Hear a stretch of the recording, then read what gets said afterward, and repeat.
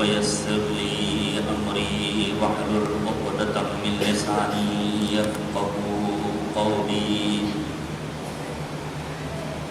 الحمد لله الذي لا يبلغ مدحته القائل ولا يحصي نعماءه العادون ولا يؤدي حقه المجتهدون الذي لا يدركه بعد الهمم ولا يناله غوص الفتن الذي ليس لصفته حد محدود ولا نعت موجود ولا أجل ممدود ولا وقت معدود. فطر الخلائق بقدرته ونشر الرياح برحمته وبدد بالصخور ميدان أرضه. ثم الصلاة والسلام والتحية والإكرام على الرسول الأمي القرشي الهاشمي الأبطحي مولانا ومولى الثقلين جد الحسن والحسين أبي القاسم مصطفى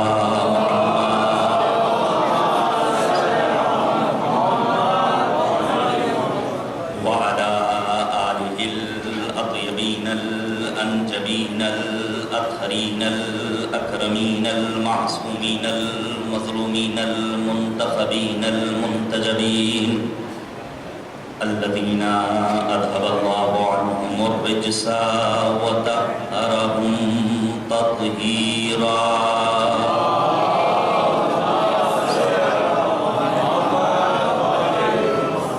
واللعنة الدائمة الباقية على أعدائهم أجمعين من الآن إلى قيام يوم الدين. آمين یا رب العالمین. اما بعد فقد قال رسول اللہ صلی اللہ علیہ وآلہ وسلم انی تارک فیکم الثقلین کتاب اللہ وعطرتی اہل بیتی ما ان تمسکتم بہما لن تضلوا بعدی ولن یفترقا حتی یرد علی الحوض.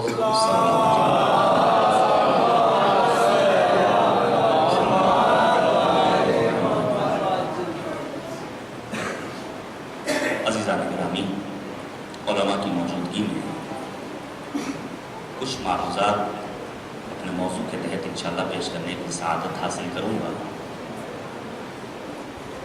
خطاب کا اصل محور ہمارے جوان بھائی ہوں گے، بزرگ ہم سے بہتر جانتے ہیں.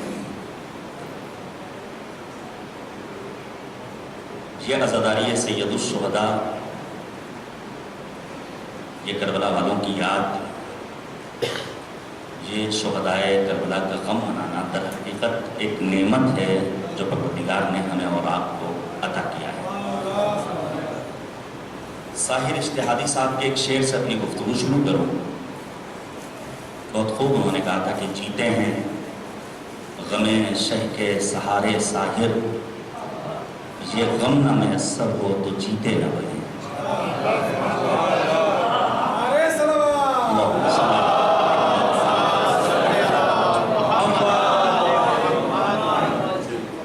شکرگزار ہوں مومنین بھوپال کا، بہترین علماء کا انتخاب آپ نے کیا اور اس عظیم فہرست میں مجھ جیسے ناچیز طالب علم کا نام بھی.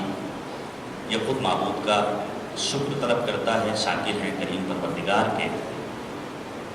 آپ خوش نصیب ہیں کہ عالمی شہرت یافتہ خطباء، ذاکرین، علماء آپ کی بزم میں آتے ہیں جو جو قرآن و اہل بیت طاہرین علیہم السلام سے ملنے والے معارف کو اور تعلیمات کو آپ تک منتقل کرتے ہیں۔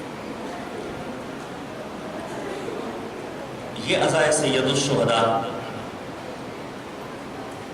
نہ فقط عاشقان اہل بیت طاہرین، نہ فقط شیعان حیدر کرار، نہ فقط عالم اسلام کے لیے ایک عظیم تحفہ ہے، بلکہ کائنات کا ذرہ ذرہ غم سید الشہداء میں اشک بار نظر آتا ہے۔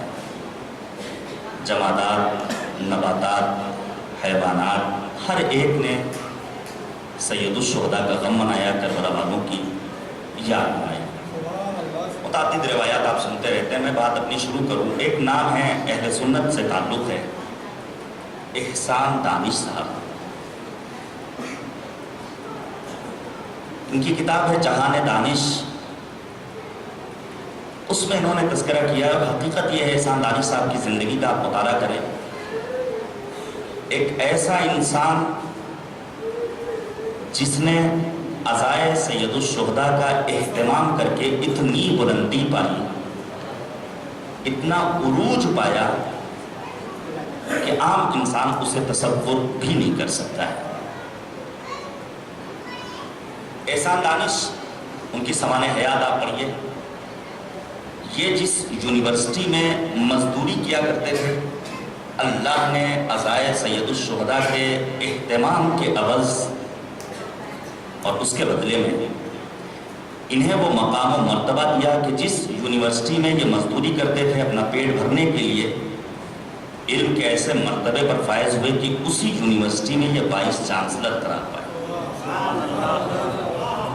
لکھا ہے احسان دانش صاحب نے، جب کبھی دنیا کی مصیبتوں میں گرفتار ہوتا تھا، جب کبھی آلام و مصائب اپنے گھیرے میں لے لیتے تھے، میں حسین کا مرثیہ لے کر بیٹھ جاتا تھا، مظلومیت سید الشہداء پر گریا کرتا تھا اور مجھے سکون قلب مل جایا کرتا تھا۔ یہ عظیم نعمت پروردگار نے ہمیں اور آپ کو دی ہے، اس بابت جہاں سب سے پہلے ہمیں اور آپ کو اپنے والدین کو اپنی دعاؤں میں یاد رکھنا ہے، جن کی پاکیزہ تربیت نے ہمیں اور آپ کو حسینی بنایا، کربلائی بنایا، اور ہم اس لائق بنے کہ اس وقت فرش ادا پر بیٹھے ہوئے ہیں۔ وگرنہ میں نے ایک روایت پڑھی، عجیب غریب روایت ہے، اس وقت تک توجہ کیجیے گا۔ کبھی کبھی ایسا ہوتا ہے کہ بانیان مجلس سے سنتے ہیں مجلس شروع ہو چکی ہے، مومنین کی تعداد بہت کم ہے، کیسے مجلس ہوگی اور مجلس کامیاب ہوگی یا نہیں ہوگی، لیکن روایت کا فقرہ ہے، جب تک کسی ایک مجلس میں 60,000 نفوس شرکت نہیں کر لیتے، خطیب خطابت نہیں کر سکتا۔ اب میں آپ سے سوال کرتا ہوں، ہماری اور آپ کی یہاں تعداد کتنی ہے؟ برادران اور خواران کو اگر کاؤنٹ کر لیا جائے تو ہم لوگ ہوں گے 200 افراد۔ یہ 60,000 ائمہ اطہار نے بیان کیا، جب تعداد کم ہوتی ہے تو آسمان سے فرشتوں کا نزول ہوتا ہے، جانے قربان جائیں فرزند زہرا سید الشہداء ابا عبداللہ حسین علیہ السلام پر۔ اتنا مقام و مرتبہ عطا کیا ہے پروردگار۔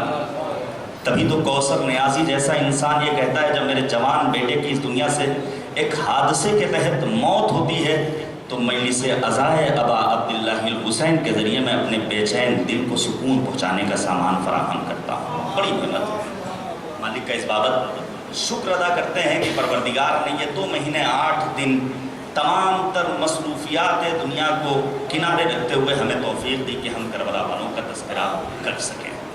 البتہ یہیں پر استاد بزرگوار شہید مرتضیٰ مطہری علیہ الرحمہ کا ایک جملہ میں پیش کرنا ضرور چاہوں گا، جنہیں امام خمینی نے اپنا بیٹا کہا تھا، پر یہ کتابیں موجود ہیں۔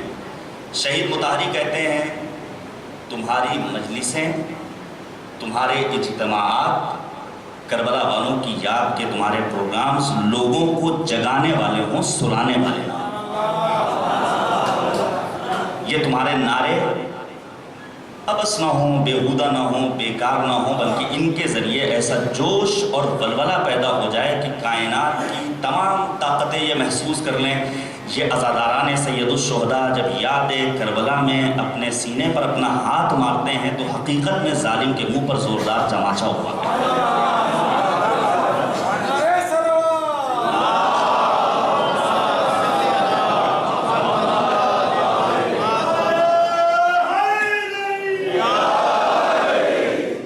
حالات آپ کے پیش نظر ہیں اور ایک صلوات بھیجیے گا پر محمد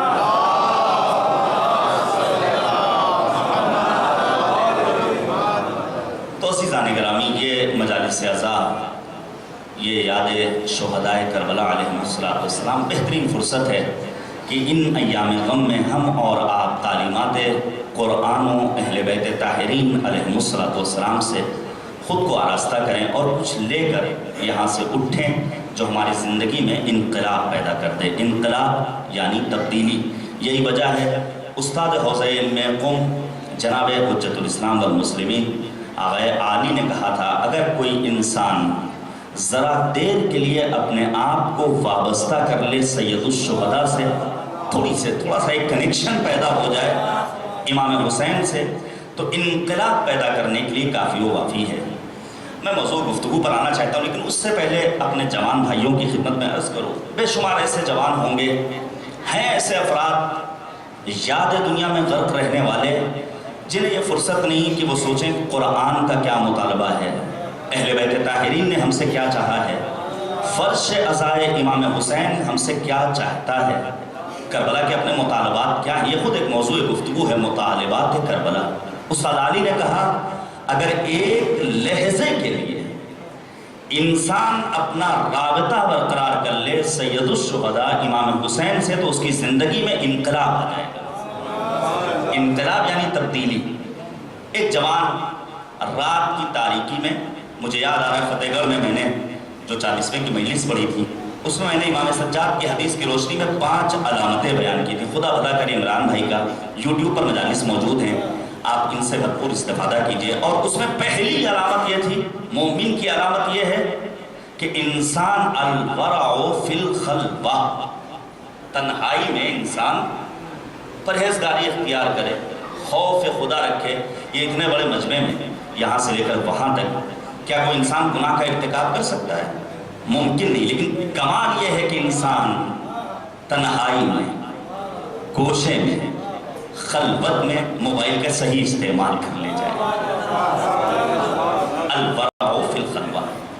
ایک جوان رات کی تاریکی میں ذرا دیر کے لیے اگر رابطہ برقرار ہو جائے سید الشہداء سے تو انقلاب کے لیے کافی و وافی ہے۔ ایک جوان رات کی تاریکی میں ایک جوان لڑکی کا پیچھا کرتا ہے، لڑکی باحیا، باعفت، پرہیزگار، صاحب تقوی، کنیز سیدہ، وہ لاکھ چاہتی ہے اس جوان سے اسے نجات مل جائے، لیکن یہ جوان کہتا نہیں، ہمیں تو بس تمہارا انتظار تھا۔ اب جب یہ لے کر ایک گوشہ تنہائی میں پہنچتا ہے، اس خاتون نے جو پیکر حیا و عفت تھی ایک جملہ کہا، اے جوان تمہیں واسطہ ہے سید الشہداء فرزند زہرا ابا عبداللہ الحسین کا، مجھے چھوڑ دو۔ بس ذرا سا یہ جوان کا رابطہ برقرار ہوا، یہ حسینیہ تک لاتا ہے اس خاتون کو چھوڑنے کے لیے، اور گھر جا کر زار زار گریہ‌وزاری کرتا ہے۔ آہو بکا، یاد سید الشہداء میں دم دیے دے رہا ہے۔ ماں آتی ہے، کیوں رو رہے ہو؟ کہا کچھ نہیں، کربلا والوں کی یاد ستا رہی ہے۔ اور پھر اچانک دیر رات میں اپنے قدم آگے بڑھاتا ہے سید الشہداء کی عزا کے لیے حسینیہ اور امام بارگاہ کی جانب۔ جیسے ہی پہنچا، نوحہ خانی کا سلسلہ اپنے آپ کو دستہ عزا میں پہنچاتا ہے۔ دیکھنے والے پریشان، یہ کل تک کبھی نہیں آتا تھا، آج کیا ہو گیا؟ اس جیسا جوان اپنے آپ کو صف عزا تک پہنچا کر لے کر آیا ہے۔ ابھی یہ ماتم ہی کر رہا تھا کہ اچانک اس امام بارگاہ کے مبلغ نے اس جوان کو خطاب کیا، اے جوان لاؤ اپنے پاسپورٹ کو مجھے دے دو، ہم تمہیں کربلا لے کر جانا چاہتے ہیں۔ ایک لحظے کے لیے اس جوان کا کنیکشن ہوا سید الشہداء امام حسین سے۔ کربلا کی زیارت نصیب ہوئی، کربلا کے سفر کی واپسی پر پھر وہ مبلغ کہتے ہیں اپنا پاسپورٹ دوبارہ دو، تمہیں عمرے پر لے کر جانا چاہتے ہیں۔ عمرے پر جاتا ہے اور واپسی پر اب جب اس کا رشتہ طے ہوتا ہے، وہ لڑکی جس سے اس کی شادی ہونا ہے وہ یہ کہتی ہے یہ تو وہی جوان ہے جس کے لیے مادر امام حسین حضرت زہرا میرے خواب میں آ کر مجھ سے کہتی ہیں تمہاری شادی فلاں جوان سے ہونے والی ہے۔ آپ نے دیکھا اگر ذرا دیر کے لیے رشتہ انسان کا استوار ہو جائے در سید الشہداء سے تو انسان کربلا کا زائر بھی بن جاتا ہے، بیت اللہ الحرام کے لیے چلا جاتا ہے اور پھر اس کی شادی ایک مومنہ سے ہو جایا کرتی ہے۔ مل جل کر صلوات دیجیے گا پر محمد و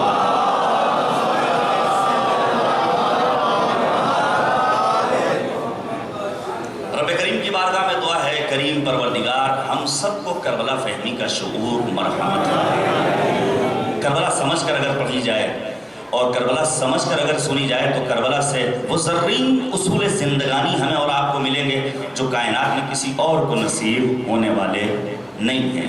میں نے ترتیب وہی رکھی ہے، انشاءاللہ حدیث معصوم کا سہارا لیں گے، ایک مسئلہ شرعی کا ہر روز انشاءاللہ یہاں تذکرہ ہوگا، وہ بھی جو عاشوراء کربلا عزاداری سے مربوط ہو، اور پھر اس کے بعد انشاءاللہ تعالی موضوع پر گفتگو کی جائے گی۔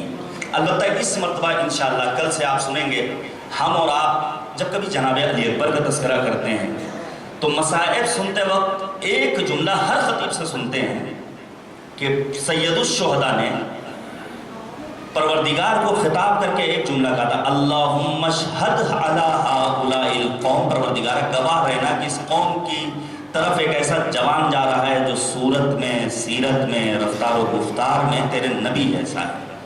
انشاءاللہ جناب علی اکبر کا ہم تذکرہ کریں گے کہ آیا ہم اپنے آپ کو نبی اعظم کا مشابہ بنا سکتے ہیں یا نہیں۔ وہ اکبر کی فضیلت، فرزند حسین اگر اپنے جد پیغمبر اعظم کے مشابہ ہوں ان کی فضیلت ہے، لیکن کیا ہمیں اللہ نے یہ صلاحیت دی ہے کہ ہم اپنے آپ کو مشابہ بنا سکیں نبی اعظم کے؟ لقد کان لکم فی رسول اللہ اسوۃ حسنہ، یہ نبی کی سیرت اگر ہمارے لیے اسوہ حسنہ ہے تو اس لیے تاکہ ہم اپنے آپ کو نبی کا مشابہ بنا سکیں۔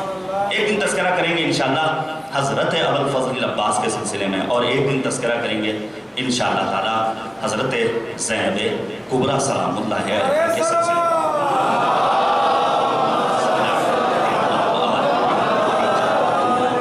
توجہ کیجئے گا عزیزان گرامی، میں یہاں سے اپنی گفتگو شروع کروں۔ آیت اللہ العظمیٰ بہجت علیہ الرحمہ، آپ سب نے نام سنا ہے۔ قم المقدسہ میں جوار کریمہ اہل بیت حضرت فاطمہ معصومہ سلام اللہ علیہا میں آپ کی طرف ہے۔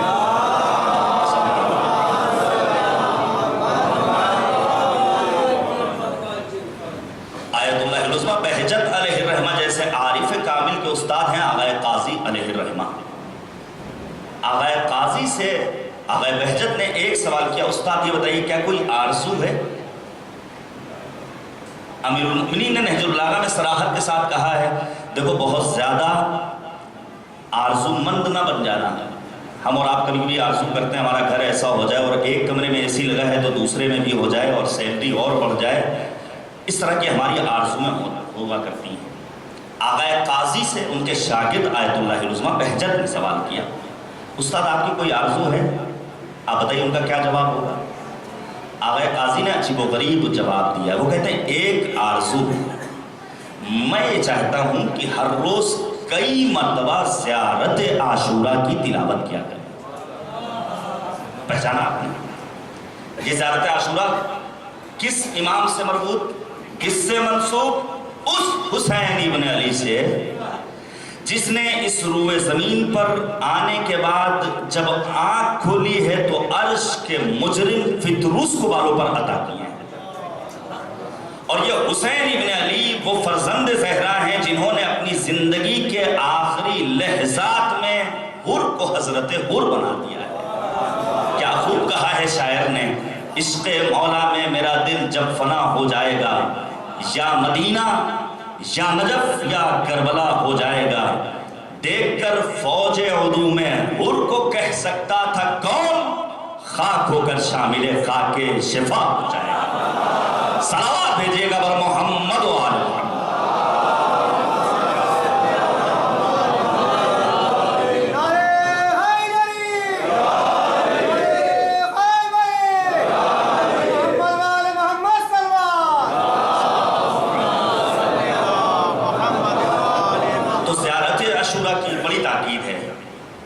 پر آپ مطالبہ کیجئے علماء سے، زیارت عاشورہ کی شرح آپ کے سامنے بیان کریں انشاءاللہ۔ مسئلہ شرعی آج کا یہ ہے، جب علماء اور مراجع سے سوال کیا گیا اور استفتاء کیا گیا، زیارت عاشورہ کا حالت نجاست میں پڑھنا کیسا ہے؟ ہماری مائیں اور بہنیں بھی یہاں موجود ہیں ایسے ایام جو ہر خاتون کے لیے بہرحال پیش آتے ہیں، ایسی صورت میں ایک خاتون یا ایک مرد آیا زیارت عاشورہ کی تلاوت کر سکتا ہے یا نہیں کر سکتا ہے؟ سوال کیوں پیدا ہوتا ہے؟ کیونکہ زیارت عاشورہ یا دیگر جو زیارتیں ہیں، زیارت وارثہ، علماء نے بیان کیا ہے، حتیٰ بعض علماء یہ کہتے ہیں کہ زیارت عاشورہ سے قبل 2 رکعت نماز پڑھی جائے، لیکن اکثر علماء کا کہنا ہے روایات کی روشنی میں کہ زیارت عاشورہ کی قراءت کے بعد 2 رکعت نماز زیارت امام حسین کی ادائیگی کے ذریعے پروردگار کی بارگاہ میں سر نیاز کو جھکا دیا جائے۔ سوال، حالت نجاست میں انسان زیارت عاشورہ پڑھ سکتا ہے یا نہیں پڑھ سکتا ہے؟ اگرچہ نماز پڑھنی ہے، لیکن ایسی صورت میں نماز کو ترک کرتے ہوئے زیارت عاشورہ کی تلاوت کی جا سکتی ہے۔ اب ایک سوال پیدا ہوتا ہے، آیا ایام غم میں یا ایام عزائے ابا عبداللہ الحسین میں انسان مالک کی بارگاہ میں اپنے دست سوال کو پھیلا سکتا ہے یا نہیں پھیلا سکتا ہے؟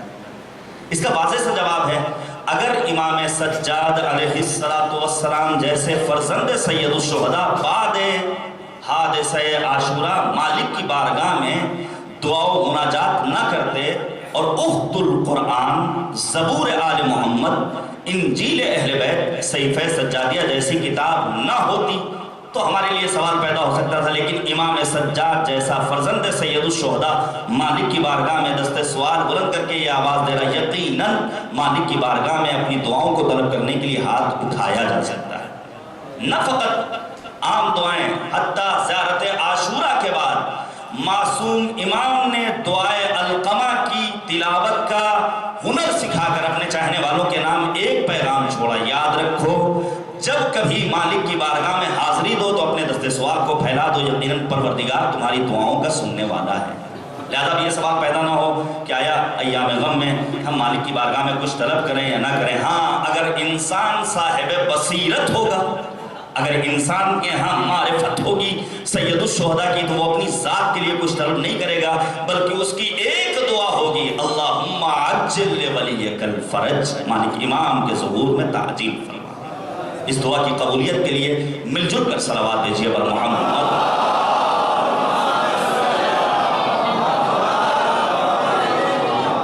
تو عزیزان گرامی، موضوع آپ کے پیش نظر ہے، قرآن کریم نے ہم انسانوں کو کرامت بخشی ہے۔ لقد کرمنا بنی آدم وحملناہم فی البر والبحر ورزقناہم من الطیبات وفضلناہم علی کثیر ممن خلقنا تفضیلا۔ ہم انسانوں کو پروردگار نے کرامت بخشی ہے، ہم انسانوں کو پروردگار نے محترم بنایا ہے، اور دنیا کی جتنی مخلوقات ہیں ان سب پر فضیلت و برتری عطا کی ہے۔ لیکن اس کرامت کو ہمیں محفوظ کیسے رکھنا ہے؟ ہم کیسے پروردگار کے شاکر بندے بن جائیں اور منتخب بندوں میں ہمارا شمار ہونے لگے؟ قرآن نے کچھ اصول بیان کیے ہیں، کچھ ضوابط بیان کیے ہیں۔ سب سے پہلے خود قرآن کو سمجھنا ہوگا کہ یہ قرآن کریم کیسی کتاب ہے۔ پروردگار نے اس قرآن کے سلسلے میں خود قرآن کریم میں کیا اوصاف بیان کیے ہیں۔ جب قرآن سمجھ میں آ جائے گا تو یقیناً قرآنی آیتوں کو پڑھ کر ہم اپنے وجود کو پاک و پاکیزہ بنا سکتے ہیں۔ توجہ کیجئے گا، پروردگار عالم نے قرآن کریم میں قرآن کریم کے 40 سے زیادہ اوصاف بیان کیے ہیں۔ ان اوصاف کو پڑھنے کی ضرورت ہے، سمجھنے کی ضرورت ہے۔ بس میں چند ایک آیتیں آپ کے سامنے پیش کروں۔ مثال کے طور پر قرآن نے اعلان کیا سورہ آل عمران کی آیت نمبر 57 میں، ھذا بیان للناس وہدی وموعظۃ للمتقین۔ قرآن ہدایت ہے، قرآن بیان ہے، اور قرآن واعظ و نصیحت کا بہترین مرکز ہے۔ کس کے لیے؟ صاحبان تقوی کے لیے۔ اگر قرآن کریم سے نصیحت چاہیے تو اپنے وجود کو پاک و پاکیزہ بنانا ہوگا۔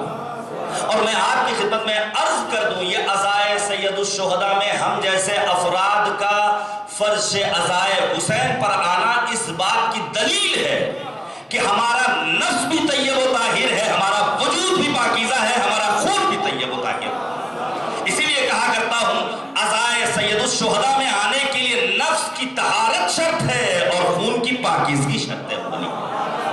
ہر کسی کو یہ سعادت نصیب نہیں ہوا کرتی ہے۔ سورہ یونس کی آیت نمبر 57 جس پر ایام عزائے فاطمیہ میں نے گفتگو کی تھی، مالک نے آواز دیا ایھا الناس، اے لوگو، قد جاءتکم موعظۃ من ربکم، موعظہ آ گیا تمہارے پروردگار سے، وشفاء لما فی الصدور، دلوں کے امراض کو دور کرنے کا شفا بخش نسخہ یہی قرآن کریم، وہدی ورحمۃ للمؤمنین، ہدایت ہے، رحمت ہے صاحبان ایمان کے لیے۔ یا پھر اعلان کیا یا ایھا الناس قد جاءکم برہان من ربکم وانزلنا الیکم نورا مبینا، کہیں برہان کہا ہے قرآن کو، کہیں بیان کہا ہے قرآن کریم کو، کہیں نور مبین کہا ہے قرآن کریم نے اپنے آپ کو، کہیں بصائر کا لفظ آیا ھذا بصائر من ربکم وہدی ورحمۃ لقوم یؤمنون، جو قرآن بصائر ہے، کس کے لیے؟ اس قوم کے لیے جو صاحب ایمان ہے۔ کہیں کا کتاب احکمت آیاتہ ثم فصلت من لدن حکیم خبیر، یہ قرآن کے 40 سے زیادہ اوصاف ہیں جو پروردگار عالم نے قرآن کریم میں ہم جیسے انسانوں کے لیے بیان کیے ہیں، انہیں سمجھنے کی ضرورت ہے۔ توجہ کیجئے گا میرے عزیزوں، قرآن کریم ایک ایسی پاک و پاکیزہ کتاب ہے جس سے وابستگی کے نتیجے میں انسان اپنے وجود کو طیب و طاہر بنا کر اپنے آپ کو اللہ کا مخلص بندہ بنا سکتا ہے۔ یہ بات واضح ہو گئی۔ نبی اعظم نے فرمایا تھا میں تمہارے درمیان دو گراں قدر چیزیں چھوڑ کر جا رہا ہوں، ایک قرآن، ایک اہل بیت طاہرین، جو ان دونوں سے وابستہ ہو گیا پروردگار عالم کی بارگاہ میں سرخرو ہوگا۔ یہ دونوں چیزیں ایک دوسرے سے جدا نہیں ہو سکتی ہیں یہاں تک کہ حوض کوثر پر مجھ سے آ کر ملاقات کریں۔ عالم اسلام دو حصوں میں تقسیم ہے اس وقت، توجہ کیجئے گا۔ آغا شہیدی جیسا اسکالر اپنی تحقیق کے نتیجے میں یہ بات وہ بیان کرتے ہیں کہ ابو لہب اور ابو جہل جیسے افراد کوئی معمولی انسان نہیں تھے، بلکہ یہ اپنے زمانے کے تیز ہوش چالاک ترین افراد۔ البتہ مومن کی بھی علامت ہے، مومن کیس ہوا کرتا ہے، لیکن مومن کی چالاکی یہ نہیں ہوتی کہ اس کی زمین میں سے 1 فٹ اپنے اندر لے لے، اپنے گھر کی نالی کو اپنے دیگر مومن بھائی کی نالی سے گزار دے، کسی دوسرے کے ایک لقمے کو اپنا لقمہ بنا لے۔ نہیں، مومن کی تیز ہوشی یہ ہوتی ہے کہ دیکھے کہ کہیں ایسا تو نہیں کہ ہمارے کسی ایک عمل کے ذریعے دین کا نقصان ہو رہا ہے، مذہب کا نقصان ہو رہا ہے، عزاداری کا نقصان ہو رہا ہے۔ تو ابو لہب اور ابو جہل معمولی انسان نہیں تھے۔ جب انہوں نے دیکھا مکتب توحید سر چل کر بول رہا ہے، جگہ جگہ لا الہ الا اللہ محمد رسول اللہ کا کلمہ پڑھا جا رہا ہے، قرآن جیسی عظیم کتاب نازل ہو چکی ہے، انہوں نے جب یہ دیکھا کہ قرآن جیسی عظیم کتاب جو صامت ہے، جس کے اندر بولنے کی صلاحیت نہیں، جس کے اندر روکنے کی صلاحیت نہیں، جس کے اندر ٹوکنے کی صلاحیت نہیں، انہوں نے بتوں کا کاروبار شروع کر دیا۔ کیوں؟ کیونکہ بت خاموش، نہ بول سکتے ہیں، نہ روک سکتے ہیں، نہ ٹوک سکتے۔ میں ایک جملہ کہنا چاہتا ہوں، جو عالم اسلام کے مسائل آپ کے پیش نظر ہیں، جو حادثات پیش آتے رہتے ہیں، یمن کی سرزمین ہو یا بحرین کی سرزمین ہو، ہمارا اجڑا ہوا عراق ہو یا سیریا لہولہان جو ہمیں نظر آتا ہے، یاد رکھیے یہ وہی افراد ہیں جو ابو لہب اور ابو جہل کے پیروکار ہیں، جو وہ سر و تن میں جدائی کرتے ہیں تو قرآن کریم کی آیتوں کی تلاوت کے ذریعے، کیونکہ انہیں معلوم ہے کہ قرآن کے اندر نہ بولنے کی صلاحیت ہے، نہ روکنے کی صلاحیت ہے، نہ ٹوکنے کی صلاحیت ہے۔ یہ تو ہم اہل بیت کے پروانے ہیں اور ان کے چاہنے والے ہیں، ہمیں معلوم ہے قرآن ایک دستور زندگی اور منشور حیات ہے جو پڑھ کر اللہ کی ہدایات کو ہمارے پیش نظر رکھے گا، اور ساتھ ہی ساتھ اہل بیت کے دامن سے وابستگی اس بات کا اعلان ہے کہ معصوم ہستیاں وہ ناطق ہیں جو بولتی ہیں تو حکم خداوندی کے تحت یہ بول بھی سکتے ہیں، روک بھی سکتے ہیں، ٹوک بھی سکتے ہیں۔ یہی وجہ ہے جب داعشیوں نے یہ چاہا کہ اپنے ناپاک عزائم لے کر کربلا کی جانب اپنے قدم آگے بڑھائیں، قرآن کی تلاوت کر رہے تھے، آیتوں کو پڑھ رہے تھے، بظاہر قرآن کے اچھے لب و لہجے میں تلاوت کرنے والے، ان کو معلوم نہیں تھا کہ تم ابو لہب اور ابو جہل کے پیروکار ہو، لیکن یاد رکھو ایک فرزند زہرا سید علی سیستانی کی شکل میں ہماری نگاہوں کے سامنے موجود ہے، جو قرآن سے دستور حیات لے گا، اہل بیت کے فرامین پر عمل کرتے ہوئے اعلان کرے گا اٹھو اے حسینیوں، کربلا کے دفاع کے لیے اٹھ جاؤ۔ یہی وجہ ہے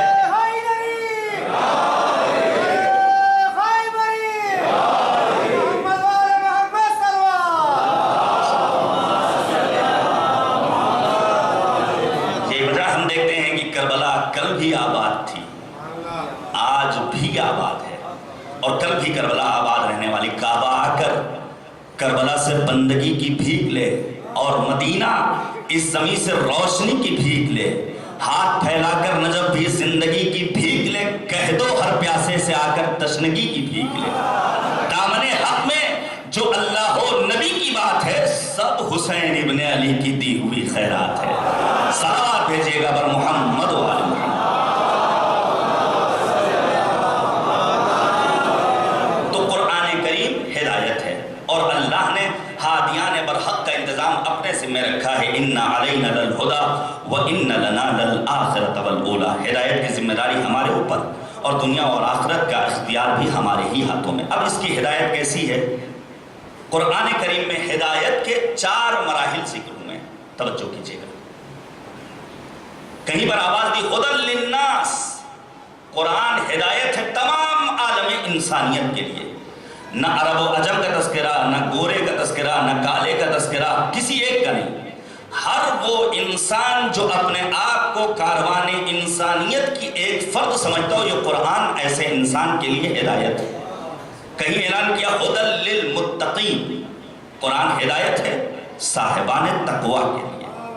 کہیں فرمایا ہدی و رحمہ و بشری للمسلمین، قرآن ہدایت ہے، قرآن رحمت ہے، قرآن بشارت ہے مسلمانوں کے لیے۔ کہیں فرمایا ہدی و رحمت للمؤمنین، یہ قرآن ہدایت ہے، یہ قرآن رحمت ہے صاحبان ایمان کے لیے۔ توجہ کیجیے گا، قرآنی ہدایات کے چند ایک مراحل ہیں، ہم اگر ان مراحل کو سمجھ لیں تو ہم اپنے آپ کو قرآنی ہدایات سے بہرمند ہونے کے لیے اپنے آپ کو آمادہ کر سکتے ہیں۔ مثال کے طور پر قرآن کی ہدایت کیسی ہوگی؟ ایسی ہدایت جس میں ضلالت و گمراہی، کجی اور کج فکری کا کوئی اندیشہ نہیں پایا جاتا ہے۔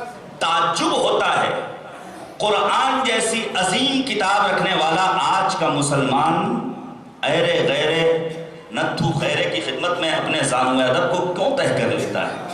آ جاؤ قرآن سے وابستہ ہو جاؤ۔ قرآن ایسی کتاب ہدایت ہے جس کے بعد کوئی ضلالت و گمراہی نہیں ہے، یہاں صرف اور صرف سلامتی ہی سلامتی ہے۔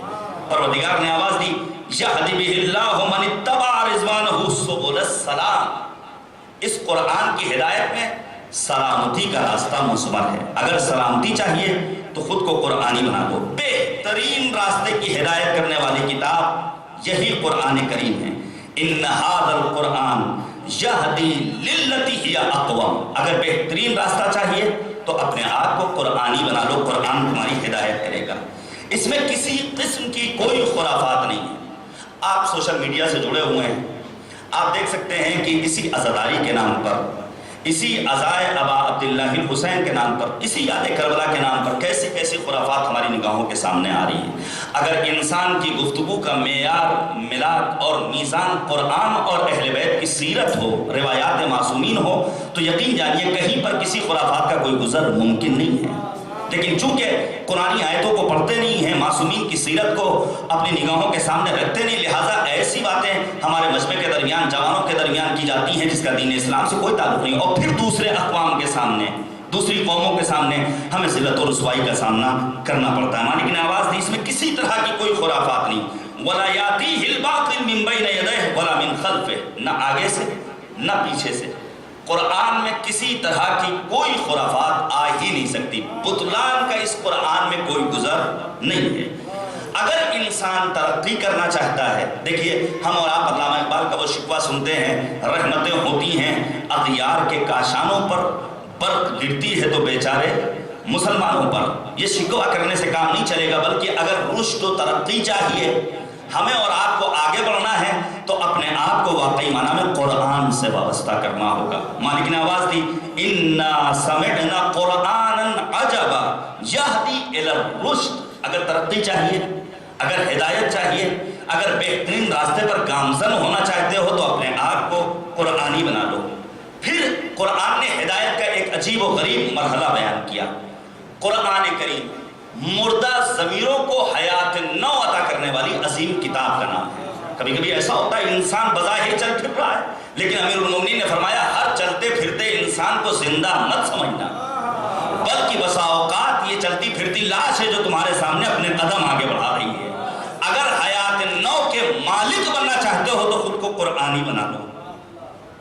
ہوتا ہے نا بس اوقات انسان نابینا ہوتا ہے, آنکھوں سے دکھائی نہیں دے رہا ہے, تو اب انسان تصور کرتا ہے سورج نہیں نکلا ہے, سورج مکمل آب و تاب کے ساتھ چمک رہا ہے, یہ اس کی بینائی کا ہیر پھیر ہے کہ اسے سورج کے فیوز و برکات سے فائدہ اٹھانے کا موقع نہیں مل رہا ہے. اس کا مطلب یہ ہوا قرآن بہترین کتاب ہے. اگر اپنے آپ کو قرآنی فیوز و برکات سے بہرہ مند کرنا ہے تو اپنے آپ کو قرآن سے وابستہ کرنا ہوگا.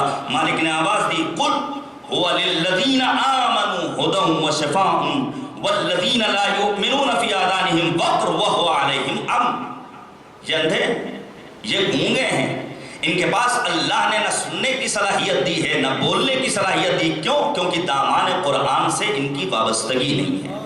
اگر قرآن سے اپنے آپ کو وابستہ کر لیا تو تم اپنے آپ کو حیات نو کا مالک بنا لو گے. اب پھر گزشتہ برس کی تقریب انہی ایام غم کی آج ہی کی تاریخ میں سن 1439 میں نے اپنا بیان شروع کیا تھا کہ اگر قرآن پڑھنا نہیں جانتے ہو, پھر کہوں گا یوٹیوب پر جائیے, گزشتہ برس کی مجالس کو سنیے, آپ کو مل جائے گا. قرآن پڑھنا نہیں آتا ہے تو اپنی وابستگی کا اظہار اس طرح کیجئے, کم از کم ہر روز اول صبح باوضو ہو کر قرآن کریم کی آیتوں کو اپنی نگاہوں کے سامنے رکھیے. یقیناً قرآن کے فیوز و برکات آپ کے شامل حال ہوتے چلے جائیں گے.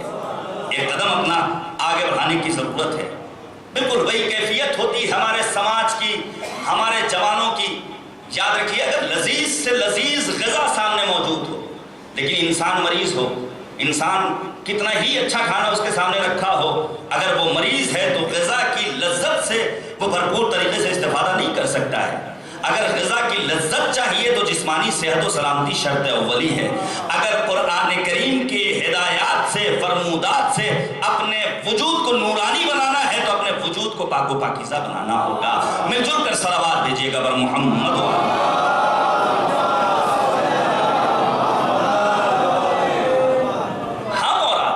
توجہ کیجیے گا. پیغمبر نے کیا فرمایا, ہم تمہارے درمیان دو گراں قدر چیزیں چھوڑ کر جا رہے ہیں. ایک قرآن جیسی عظیم کتاب جس کے یہ اتنے اوصاف و کمالات, ہر روز انشاءاللہ کچھ باتیں پیش کروں گا آپ کے سامنے. دوسری طرف اہل بیت طاہرین, یہ امیر المؤمنین کی ولایت کے سلسلے میں جو غدیر کے موقع پر ہم اور آپ محافل کا اہتمام کرتے ہیں, شعراء بلاتے ہیں, ذاکرین اور خطبہ آتے ہیں اور بہترین باتوں کو ہم اور آپ سنتے ہیں, اور پھر جناب جابر کا وہ جملہ ہماری نگاہوں کے سامنے آتا ہے کہ جابر جیسا صحابی پیغمبر اعظم ابو سعید خدری کے ساتھ جب آتے ہیں پیغمبر کی خدمت میں اور آنے کے بعد کہتے ہیں, یا رسول اللہ منافقین کا دور دورہ ہے, نہیں معلوم مومن کون ہے, منافق کون ہے. تو پیغمبر نے مسکرا کر کیا جواب دیا تھا, اے جابر گھبرانے کی ضرورت نہیں ہے. اگر سمجھنا ہو, پرکھنا ہو مومن کون ہے, منافق کون ہے, تو ذرا سا بھی گھبرانے کی ضرورت نہیں, اپنی بزم میں تذکرہ علوی چھیڑ دو.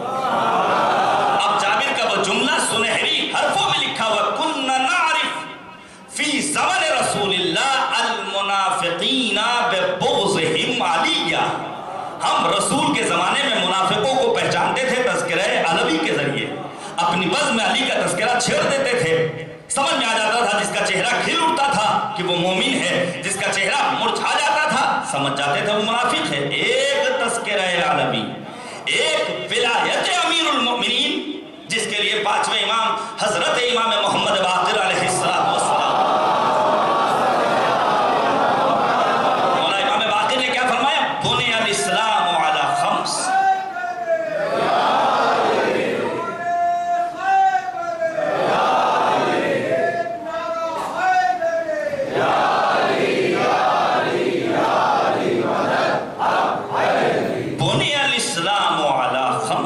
اسلام کی بنیاد 5 چیزوں پر استوار ہے, اور یہیں پر یہ پیغام بھی پہنچ جانا چاہیے. یاد رکھیے, یہ جو کہا جاتا ہے اور مسئلہ شرعی آغا سیستانی سمیت تمام مراجع اعظام سے پوچھا گیا کہ نماز اگر اول وقت ہو اور مجلس اعضاء سے ٹکرا جائے تو ایسی صورت میں کیا افضل ہے. آغا نے یہی جواب دیا ہے, ایسی انتظامیہ کمیٹی انتظامات کرے, ایسے انتظامات ہوں کہ نماز سے اس کا کوئی ٹکراؤ نہیں ہونا چاہیے, نماز سے مجلس کا کوئی ٹکراؤ نہ ہو, ایسے پروگرام آرگنائز کیے جائیں.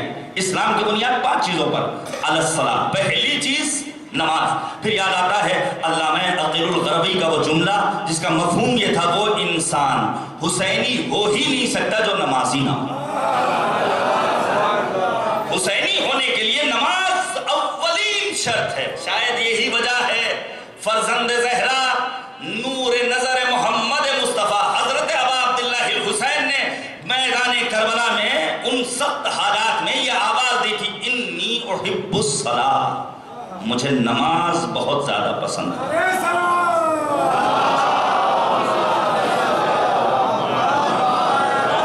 اب انسان یہ کہے، اور ذاکر جن کے پاس کوئی سرٹیفکیٹ نہیں ہے، مجھے تعجب ہوتا ہے جب ہمارا بچہ مریض ہوتا ہے، توجہ کیجئے گا، بچہ مریض ہوتا ہے تو کیا ہم ہر ڈاکٹر کے پاس لے کر چلے جاتے ہیں؟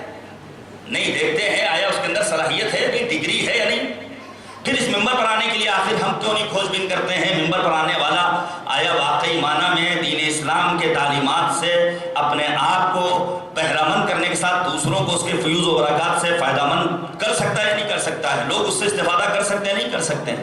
تعجب ہوتا ہے. پھر خطیب مجلس انہی ایام عزائے ابا عبداللہ الحسین میں ممبر پر آنے کے بعد سوال کرتا ہے نہیں، نماز ہوتی رہے گی. آپ نے سنا ہوگا اس بے ضمیر انسان کی یہ آواز، توجہ کیجئے گا، جس طرح رہبر انقلاب آغا خامنئی نے کسی ایک کے لیے کہا تھا وہ غیر مبارک ہے، نامبارک ہے. نام آپ کے سامنے آ گیا ہوگا اس انسان کا، میں اس کا نام نہیں لینا چاہتا ہوں، نامبارک کہا تھا رہبر انقلاب نے. اسی طرح یہ بے ضمیر انسان ممبر پر آنے کے بعد یہ کہتا ہے، توجہ کیا آپ نے، اعلان کرتا ہے کہ نماز کی قضا ہے، مجلس کی قضا نہیں ہے. لیکن خدا سلامت رکھے حجت الاسلام والمسلمین آغا شہنشاہ نقوی کو، جنہوں نے پاکستان کے شہر کراچی میں ایک جملہ کہا، نماز بر وقت، مجلس ہر وقت. صلوات بھیجیے گا بر محمد و آل محمد.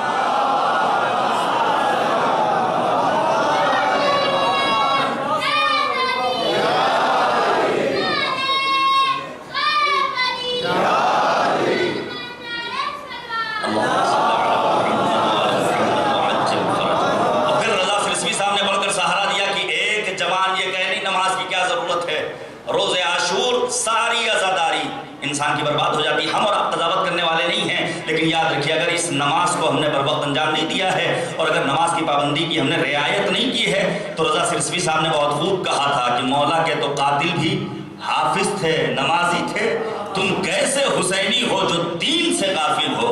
یہ کہہ کے رضا شاید شہ موڑ لے منہ اپنا، وہ جسم کے قاتل تھے، تم روح کے قاتل. صلوات بھیجیے گا پر محمد و آل محمد. تو امام باقر نے کیا فرمایا، بنیاد اسلام علی خمس، علی الصلاة والزکاة والصوم والحج والولایہ ولم یناد بشیء کما نودی بالولایہ. اسلام کی بنیاد 5 چیزوں پر استوار ہے، نماز، روزہ، حج، زکوٰۃ اور ولایت اہل بیت طاہرین علیہم الصلوۃ والسلام. ولایت اہل بیت طاہرین بہت عظیم نعمت ہے. ہوں گے ایسے افراد جنہوں نے سن 1439 میں حج جیسی عظیم عبادت کو انجام دیا تھا. ہوں گے ایسے افراد جو ان ایام میں گئے ہوں گے کربلا معلیٰ کی زیارت کے لیے. توجہ کیجئے گا میرے عزیزو، قرآن کیسی زندگی ہم سے چاہتا ہے. جب انسان کسی مبارک سفر پر جاتا ہے، کسی انسان کا سفر مقدس، حج بیت اللہ یا پھر مقامات مقدسہ کی زیارت، تو ہمارا دستور کیا ہے؟ جاتے وقت اس کو خدا حافظی کرنے جاتے ہیں.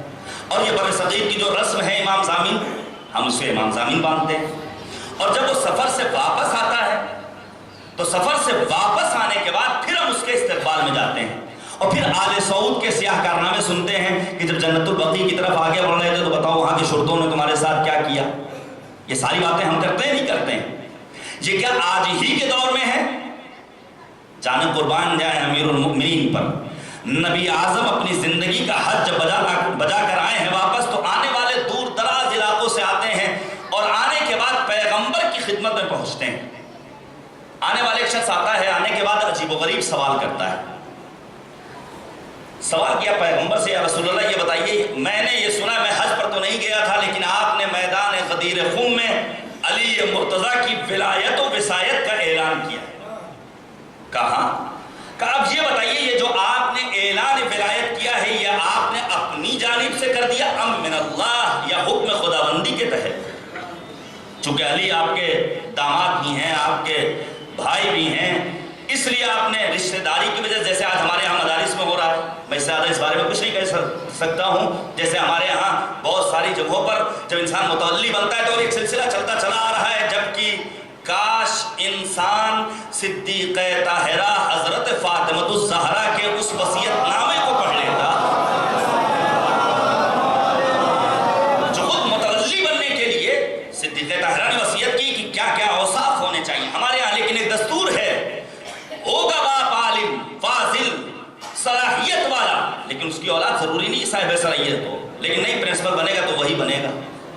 تو پیغمبر سے سوال کیا، یا رسول اللہ، یہ جو آپ نے ولایت امیر المؤمنین علی مرتضیٰ کا اعلان کیا ہے، یہ آپ نے اپنی جانب سے کیا ہے ام من اللہ، یا حکم خدا بندی کے تحت جانب قربان جائیں؟ نبی اعظم، یاسین نبی، طٰہٰ نبی، مزمل نبی، مدثر نبی، وما ارسلناک الا رحمتا للعالمین کا مصداق نبی، حضرت محمد مصطفیٰ نے فرمایا نہیں بل اللہ افترضہ، بلکہ پروردگار نے یہ ہم پر فرض قرار دیا تھا کہ ہم علی کی ولایت کا اعلان کریں، کہ اپنی جانب سے نہیں ہے۔ یہاں تو وما ینطق عن الہوی ان هو الا وحی یوحی، یہاں مہر لگی ہوئی ہے، بول ہی نہیں سکتے جب تک وحی الہی کا نزول نہ ہو جائے۔ پھر اس کے بعد پیغمبر اعظم نے وضاحت کی ہے، پیغمبر نے فرمایا کہ اگر غدیر کی حقیقت و حقانیت کو سمجھنا چاہتے ہو تو سنو، توجہ کیجئے گا، یہ کتنی بڑی نعمت اللہ نے قرآن کی شکل میں ہمیں دی، جس کے 40 سے زیادہ اوصاف مالک نے بیان کیے۔ یہ اہل بیت طاہرین کی شکل میں پروردگار نے ولایت و وصایت کی شکل میں کتنی عظیم نعمت دی۔ نبی نے کہا اگر غدیر کی حقیقت سننا چاہتے ہو تو سنو، پیغمبر نے کہا یاد رکھو لِكُلِّ شَيْءٍ سَيِّدٌ، ہر چیز کا ایک سردار ہوا کرتا ہے۔ ہمارے ہاں بھی ہمارے گھر میں ہمارے بزرگ سید و سردار کی حیثیت رکھتے ہیں، ہمارے ملک کا وزیر اعظم اس ملک کی باغڈور کو سنبھالنے والا سیادت کی منزل پر فائز ہے، سرداری اسے حاصل ہے، وزیر مملکت ہو یا کوئی ایسا انسان جو صدر جمہوریہ بنا ہوا ہے، اللہ نے بہرحال دنیا کو پیدا کرنے کے بعد انسانوں کو آزاد چھوڑا ہے، کلو حزب بما لدیہم فرحون، جس گروہ میں جانا چاہو چلے جاؤ، ہاں جو اللہ کا رنگ ہے وہ بہترین رنگ ہے، صبغۃ اللہ، بہترین رنگ خدا، توجہ کیجئے گا، لِكُلِّ شَيْءٍ سَيِّدٌ، ہر چیز کا ایک سردار۔ اس کے بعد پیغمبر اعظم نے فرمایا کہ تمام کی تمام کتابوں کو مد نظر رکھو، توریت کو، زبور کو، انجیل کو، لیکن والقرآن سید الکتب، قرآن کتابوں کی سردار۔ اب برکزیت پہچانی اس قرآن کریم کی جو عنوان گفتگو، والقرآن سید الکتب، قرآن کریم سید کتاب ہے۔ اس کے بعد پروردگار کے نبی نے فرمایا تمام کے تمام مہینے اللہ نے بنائے ہیں، لیکن بشہر رمضان سید الشہور، ماہ مبارک رمضان ان 12 مہینوں میں سید و سردار کی حیثیت رکھتا ہے۔ تمام راتیں اللہ کی بنائی ہوئی ہیں، لیکن لیلۃ القدر سیدۃ اللیالی، شب قدر تمام راتوں میں سردار کی حیثیت رکھتی ہے۔ اس کے بعد پروردگار کے نبی نے فرمایا والفردوس سید الجنان، جنت کے مختلف طبقے ہیں، جو سب سے اعلیٰ مرتبہ ہے وہ ہے فردوس بری۔ اللہ ہماری ماں کو سلامت رکھے، جس کے لیے معصوم نے فرمایا اگر فردوس بری چاہیے تو اپنے ماں کی قدموں میں اپنے سر کو جھکا۔ فردوس سید الجنان، فردوس جنت کے سید و سردار کی حیثیت رکھنے والی جگہ ہے۔ پورے قرآن میں صرف 2 جگہ لفظ فردوس آیا ہے، میں ان تمام باتوں کو چھوڑ رہا ہوں، اور پھر اس کے بعد معصومین علیہ السلام نے بھی بہت کم مقامات ہیں جہاں لفظ فردوس کی جانب اشارہ کیا۔ پھر پیغمبر نے فرمایا وَبَيْتُ اللَّهِ الْحَرَامِ سَيِّدُ الْبُقَاءِ، یہ بیت اللہ الحرام ہے جو تمام زمین کے ٹکڑوں میں سید و سردار کی حیثیت رکھنے والی ہے۔ یہی پر دل کرتا ہے ایک جملہ پیش کروں، بیت اللہ الحرام کی اتنی عظمت کہ سید البقاء، لیکن آسمان سے فرشتے جب روئے زمین پر آتے ہیں اور واپس جاتے ہیں، حوران جنت جن کا شمار ساکنان جنت میں ہوتا ہے، وہ ان فرشتوں سے کہتے ہیں تمہارے وجود سے خوشبو محسوس ہو رہی ہے، تو ان کا یہی جواب ہوتا ہے ہم گئے تھے فرش عزائے حسین پر، کربلا کی سرزمین نے ناز کیا ہے اور اپنے آپ کو افضل و برتر قرار دیا ہے بیت اللہ وجہ ہے جب حوران جنت فرشتوں کے وجود سے خوشبو محسوس کرتی ہیں تو ان کا ایک سوال ہوتا ہے تم کربلا ہو کر آئے ہو, اپنے پروں کو مس کر کے لائے ہو, یہ بتاؤ کربلا سے لائے کیا؟ تو ان فرشتوں کا یہی جواب ہوتا ہے آب فرات لے کر آئے ہیں, خاک شفائے ابا عبداللہ الحسین لے کر آئے ہیں. اب سمجھ میں آئی عظمت؟ حسین ابن علی کس عظیم انسان کا نام ہے جس کی خاک پا خاک شفا بن جائے. جنت کی تمام نعمتوں میں رہنے والے بھی اس خاک کربلا کی آرزو کریں. اس کے بعد نبی نے فرمایا ملائکہ بھی تمام کے تمام افضل ہیں, اسرائیل ہوں, میکائیل ہوں, اسرافیل ہوں, لیکن نبی نے فرمایا جبرائیل سید الملائکہ, جناب جبرائیل سید الملائکہ. اس کے بعد نبی نے تمام انبیاء کا تذکرہ کیا, فرمایا وَأَنَا سَيِّدُ الْأَنْبِيَاء, میں سید النبیین ہوں, میں سید المرسلین ہوں. پھر جانے قربان جائیں اس ایک جملے پر امیر المؤمنین کی فضیلتوں کو بیان کرتے ہوئے نبی اعظم نے فرمایا وَعَلِيٌّ سَيِّدُ الْأَوْصِيَاء, اور علی مرتضیٰ سید الاوصیاء ہے. امیر المؤمنین کی عظمتوں کو آپ نے پہچانا, اور یہی نہیں کہا بلکہ پیغمبر نے اس کے آگے فرمایا غدیر کو سمجھنا چاہتے ہو تو یوں سمجھو ہر عمل میں ایک سید و سردار. نماز پڑھ رہے ہو تو سجدے کو سید و سردار کہنے کا حق حاصل ہے. اگر حج پر جا رہے ہو تو تمہارا وہاں پر ٹھہرنا یہ تمہارے لیے سید و سردار کی حیثیت رکھتا ہے. لیکن اگر تمام کے تمام اعمال کو دیکھنا چاہتے ہو تو علی مرتضیٰ کی محبت و مودت کو سیادت حاصل ہے. اگر انسان بدون حب امیر المؤمنین کوئی عمل انجام بجا لائے تو اس کا عمل قابل قبول نہیں. تو نے صدف کو دیکھا ہے گوہر کو چھوڑ کر, تیری نظر ہے جام پہ کوثر کو چھوڑ کر, ہوں 100,000 حج تیرے لیکن تو یاد رکھ کچھ ہاتھ میں نہ آئے گا حیدر کو چھوڑ کر. صلوات بھیجیے گا پر محمد و آل محمد.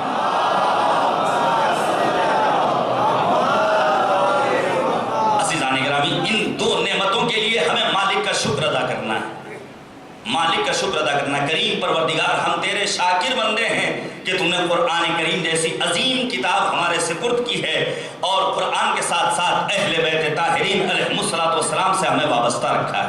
توجہ کیجیے گا, بس کلمہ حمد پر چونکہ شب جمعہ ہے, شب جمعہ صاحبان توفیق نے دعائے کمیل کی تلاوت کی ہے اور کی ہوگی یقیناً آپ حضرات نے. پروردگار کے ان معصوم بندوں نے اعلان کیا بہترین دعا سورہ حمد ہے, الحمدللہ رب العالمین. یہاں تک کہ معصومین نے فرمایا اگر کسی مردے پر خلوص نیت کے ساتھ سورہ حمد کو پڑھ کر پھونک دیا جائے اور وہ زندہ ہو جائے تو تعجب نہ کرنا. اب آج کے دور میں اگر ہمارے ہاں کوئی ذرا سی مشکل ہو جائے تو ہم اور آپ نام نہاد باباؤں کی خدمت میں پہنچ جاتے ہیں. لوبان اور دھاگے اور تاگے ان میں اپنے آپ کو گرفتار کیے ہوئے, کاش اس ایک سورے کی تلاوت خلوص نیت سے کر لیں. یقین جانیے جہاں جسمانی امراض سے شفا ملنے والی ہے وہیں روحانی امراض سے بھی شفا ملے گی تو اسی ایک سورہ حمد کے ذریعے سے. اب میں آپ کے سامنے چند ایک مطالب بیان کرنا چاہوں تو ان الفاظ میں بیان کروں گا. پروردگار عالم نے الحمدللہ رب العالمین جیسے سورہ حمد کو قرآن کریم کا پہلا سورہ قرار دیا ہے. الحمدللہ کے ذریعے ہم خدا بند کریم کی اس کی ذات کے اعتبار سے, اس کے اوصاف کے اعتبار سے, اس کے افعال کے اعتبار سے, ہر جہات سے مالک کریم کی تعریف کر سکتے ہیں. صادق آل محمد حضرت امام جعفر صادق علیہ السلام,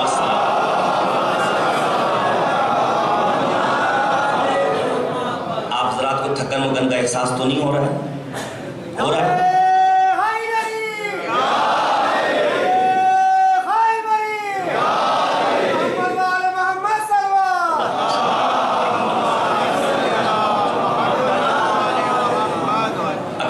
تھوڑی سی اگر آپ حضرات زحمت کر لیں, اگر آپ حضرات تھوڑا سا آگے آ جائیں تو ہم آپ کے شکر گزار ہوں گے. مل جل کر صلوات بھیجتے ہوئے تھوڑا آگے آ جائیں. اور محمد و آل محمد.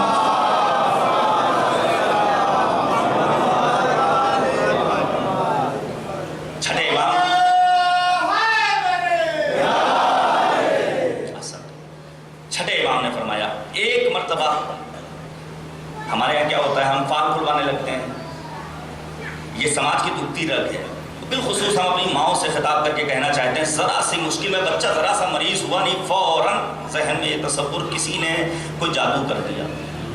قرآن جیسی عظیم کتاب سنیں گے آنے والے دنوں میں انشاءاللہ آپ حضرات، یہ ایسے موضوعات ہیں جن میں گفتگو کی ضرورت ہے، جبکہ کاش انسان فاطمیہ کے جو مجالس کا سلسلہ تھا اس کو آپ سنیں تو اس میں نے بیان کیا تھا کہ پروردگار کی ایک آیت الکرسی کو انسان مد نظر رکھے، تمام کی تمام بیماریوں کا علاج اس ایک آیت الکرسی کے فقرات میں کہ انسان اللہ کے سامنے اپنے دست سوال کو پھیلا دے۔ توجہ کیجیے گا، ہمارے یہاں ذرا سے کوئی چیز گم ہوئی ہم فوراً باباؤں کے پاس پہنچ جاتے ہیں، اور شبائے جمعہ میں ان مزاروں پر جو سبز چادر پڑی ہوئی پھر پھول اور مالا اتنی زیادہ تعداد میں بکنے لگتے ہیں، اللہ اکبر اللہ اکبر، قوم کا کتنا سرمایہ خرچ ہو رہا ہے، لوگوں کے کاروبار چل رہے ہیں، لوگوں کی روزی روٹی کا ہم اور آپ انتظام کر رہے ہیں، دامان قرآن سے وابستگی ہو، اہل بیت طاہرین جیسے مقدس افراد ان سے ہماری وابستگی، اس کے بعد ان باباؤں کے چکر میں ہم اور آپ آ جائیں، حیرت کی بات۔ صادق آل محمد نے فرمایا ایک مرتبہ میرے بابا کی سواری گم ہو گئی، توجہ کیجیے گا، ایک سواری گم ہو گئی تو کیا امام نے جزا و فضا شروع کر دیا، جس کے لیے قرآن نے کہا جب انسان مصیبت میں مبتلا ہوتا ہے تو تین طرح کا، یا انسان جزا و فضا کرتا ہے، خلق الانسان حلوا، انسان کو حریص پیدا کیا، اذا مسہ الشر جزوعا، ذرا سی مشکل میں گرفتار ہوا، جزا و فضا، اللہ سے رابطہ ٹوٹ گیا، مالک سے کیا مانگے، ہمارا ہی جوان بیٹا مرنا تھا، ہمارے ہی بھائی کو مریض ہونا تھا، اللہ سے کیوں مانگے، اب تک نماز پڑھ رہے تھے لیکن ذرا سی مشکل میں گرفتار ہوئے، اب یہ کانٹیکٹ ختم، پروردگار نے مذمت کی، پھر کہا نہیں انسان مشکلات میں گرفتار ہو تو صبورا، انسان صبر کی منزل میں آ جائے، جہاں اہل بیت طاہرین کے لیے تحفہ درود و صلوات و سلام ہے، وہی اللہ نے اپنے صابر بندوں کے لیے اعلان کیا اولئک علیہم صلوات من ربہم ورحمہ، یہ اللہ کے صابر بندے ہیں جن کے لیے آسمان کے فرشتے آتے ہیں اور درود و صلوات اور تحیت و سلام کا پیغام لے کر آتے ہیں، اور پھر اس کے بعد کی منزل وہ منزل ہے جو سید الشہداء کی منزل تھی، کیا منزل ہے وہ؟ الہی رضم پہ رضا، روز عاشوراء لاشوں پر لاشیں، شہدائے کربلا کا اس دنیا سے رخصت ہونا، جام شہادت نوش کرنا، لیکن سر نیاز کو مالک کی بارگاہ میں جھکا کر ایک جملہ، مالک تیری مرضی پر ہم راضی ہیں، ہم اپنے آپ کو کم از کم صابر تو بنا سکتے ہیں۔ امام صادق کی کہ بابا نے، امام صادق نے فرمایا میرے بابا کی سواری گم ہو گئی، تو کیا امام محمد باقر نے رونا اور گریا ازاری اور آہ و بکا شروع کر دیا؟ نہیں، بلکہ دعائیہ لب و لہجے میں فقط ایک جملہ کہا، صرف اور صرف الحمدللہ کہوں گا میری سواری مجھ تک آ جائے گی، خلوص نیت کے ساتھ آسمانی امامت و ولایت کے 5ویں اختر تابناک نیر تاباں حضرت محمد باقر نے کہا الحمدللہ، وہ سواری زین سمیت مولا کی بارگاہ میں پہنچ گئی۔ انسان خلوص نیت کے ساتھ حاضر تو دے، ہمیں اور آپ کو مالک کی حمد بجا لانی ہے۔ اب حمد کیسی ہو؟ صرف اور صرف الحمدللہ الحمدللہ نہیں، بلکہ بسا اوقات زبانی ہو، جیسے الحمدللہ، کھانا کھایا فوراً کا الحمدللہ، کبھی یہ فعلی ہو۔ فعلی کیا مطلب؟ یعنی انسان اپنے اعضاء و جوارح کے ذریعے مالک کی حمد بجاتا ہے، وہ کیا ہے؟ میں نے شاید کسی موقع پر آپ کے سامنے بیان کیا ہو کہ ہم نے اور آپ نے غدیر کو محدود کر دیا ہے، غدیر یعنی مرکز اعلان ولایت، غدیر تنہا مرکز اعلان ولایت نہیں ہے، کیوں؟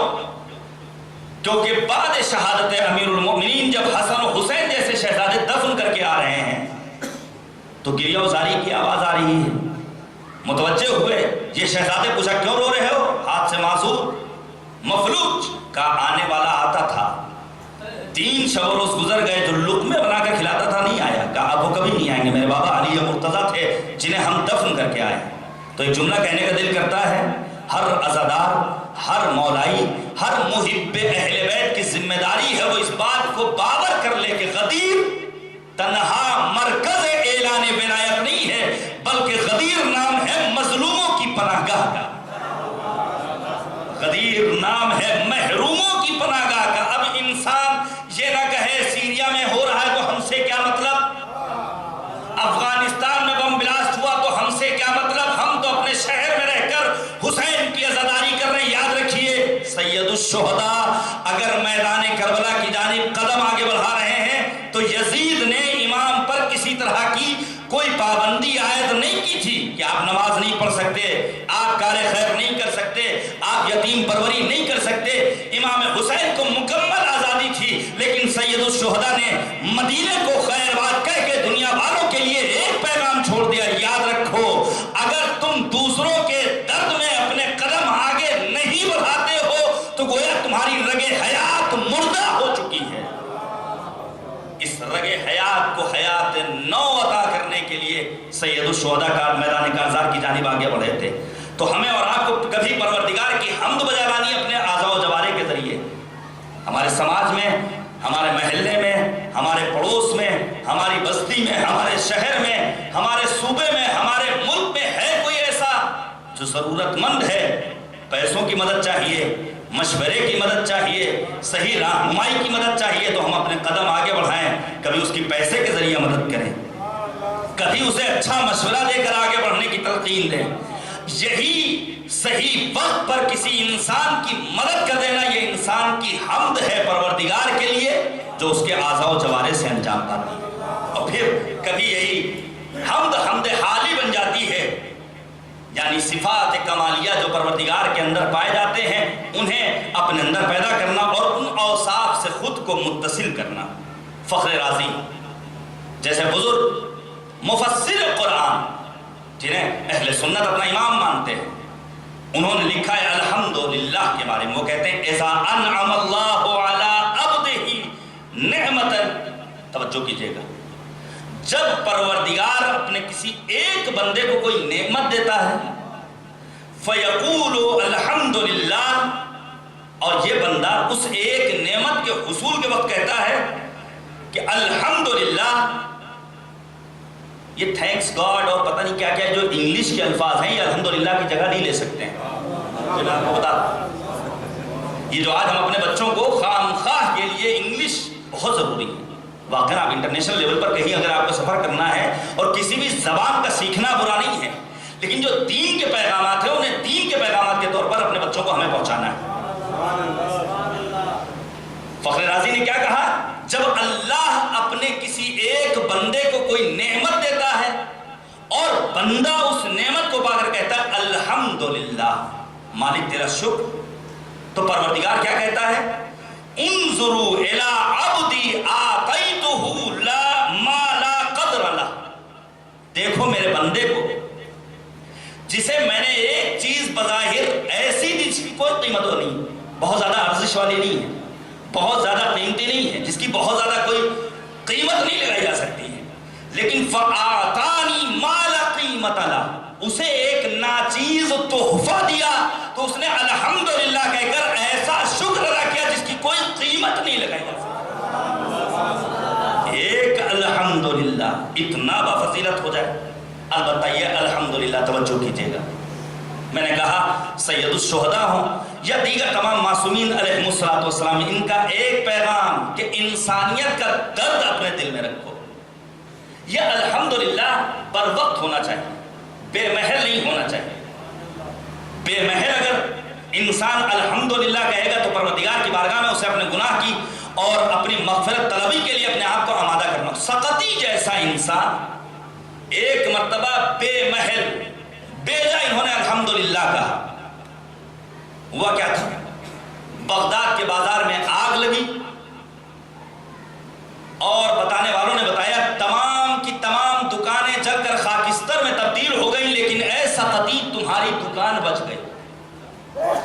انہوں نے کہا الحمدللہ، اس ایک بیجا الحمدللہ کے نتیجے میں اس ایک بندے پروردگار نے 30 برس مسلسل مالک کی بارگاہ میں مغفرت طلب کی ہے۔ لوگوں نے پوچھا آخر کیوں؟ تم نے تو الحمدللہ کہا تھا۔ کہا نہیں، چونکہ پورے عالم انسانیت کا ہم و غم دل میں پایا جانا چاہیے، کاش میں اپنے مد نظر رکھتا یہ جن کی دکانیں جلی ہیں، جن کے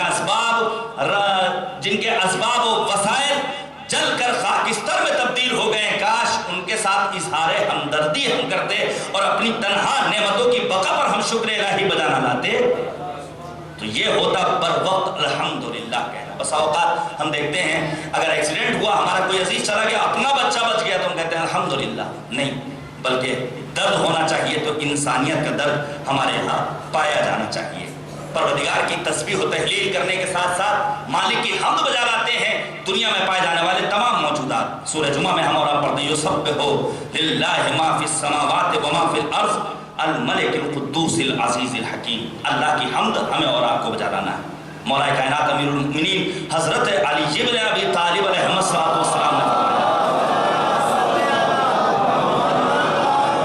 الحمدللہ الذی جعل الحمد علی عبادہ من غیر حاجت منہ الی حامدہ. اللہ نے ہم سے حمد کا مطالبہ کیا اس لیے نہیں کہ ذات خدا کو اس حمد سے کوئی فائدہ پہنچنے والا ہے, نہیں, بلکہ اگر فائدہ پہنچے گا تو خود ہماری ذات کو اس حمد سے فائدہ پہنچنے والا ہے. دنیا اور آخرت کی کامیابیاں ہمیں ملنے والی ہیں. پھر چوتھے امام حضرت امام سجاد علیہ السلام نے فرمایا,